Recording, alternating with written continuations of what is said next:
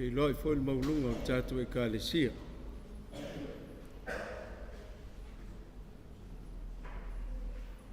Fe mele tala ina wa manu malo ka sala ile taua maele. E tasi ale mea na mo o ma nau iai ka sara o le fia wa ai lea. I le tino maliu o al sana le sili. Na whapena leo na o malana taitai o lana vaenga au manisi o taitai o eleni. I le lo tele o le sili. O no le mo na so wa fata mai fafo le kusa maliu o al sana. Iaon tatala lea. E whamaene o vai atu kai saura tu tonu i le tino maliu o al sana le sili. O na whapea lea o na upa. Romai, whauta, o le tamaloa lea. Romai, whauta, o le tamaloa lea.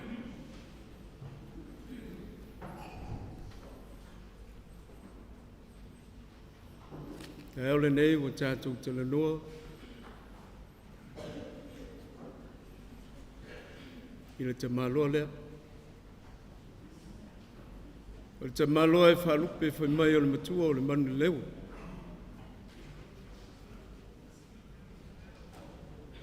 O le tamaloa whai mai na tusi au iai lo na ainga e nei e tausi le ainga. O le tamaloa whai mai o le tama le mau. O le tamaloa o whaasua whaina ia Tiufea. Tiufea. Te leiso ona filifilia o e tātou ainga. Sau nol matua ia pātauave lau tautua le kālesia malo i au whai. Malo le whai taulanga. Ne whaafonga mari tātou nu. O malie malo lau tautua le nu. Le puvai na e asu. O le taufale ma le taufafo. O lau tausinga o le tātou nu. O malie a le whaafonga a pāta wave une ma le lewa. Me lei mo to ala mal malai mal tātou nu atoa. Ma lor whaea. Ma lor tautu nu.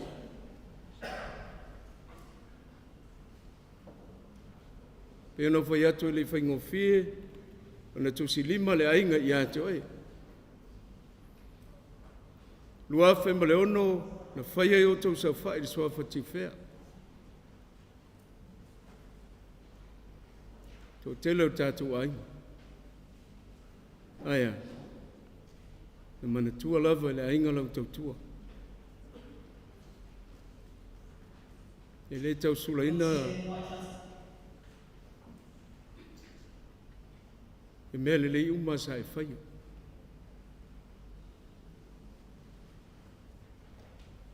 E foi le ngalo ai oi. E le ngata i lau whanau, e le ngalo oi ina i uso mo tu whawhine. E le ngalo oi o tātou ainga o lale mai mo mai aturu mamau. E o foi sa mo nei. E mana tua oe le ainga lo tina o pili. E mana tua oe le ainga lo tama ia funga ma le ainga lo tuanu. E silsile le ngalo oe le ainga su tausi ia lo tua. O tātou ainga foi o lata poai le alai manua mo tātou ainga. O lupo whaalele e wā tu ngā sala e whare tua i a tuli. A se ua whawhine lale te o mawhaita mai te sā i a tesa. O wālon to whinga. Tā te talo ma tā pua. O e tūlai mai te singa o tātou ainga. e umana e whaia mo le mali, e mātou mōni mau mo le māta mata. O upo e tawhtala iai e wale ainga, e mālia li whaalongolongo. E fwoi se taimi o si Iesu whina ngalo lo tō uso, wā whaale uso wā i asuafa.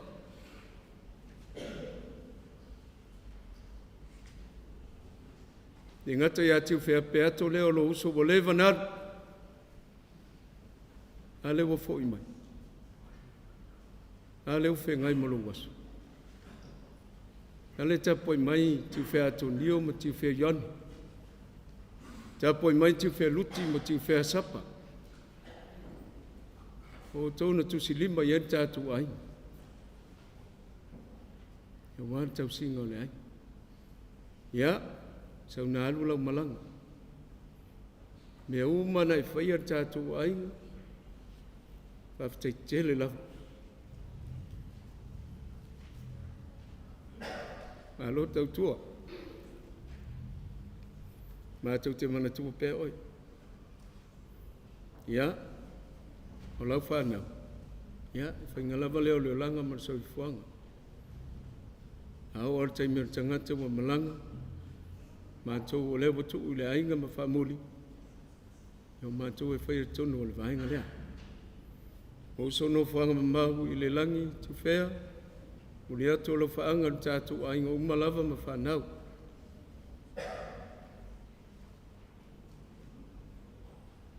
Malo, whaftai.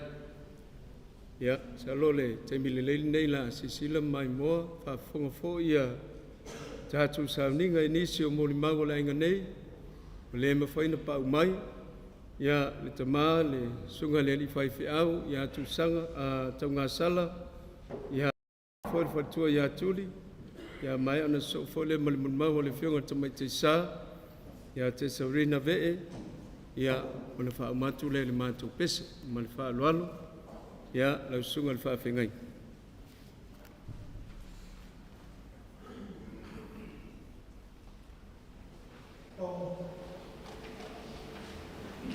Mea ia mea ma moa pāu,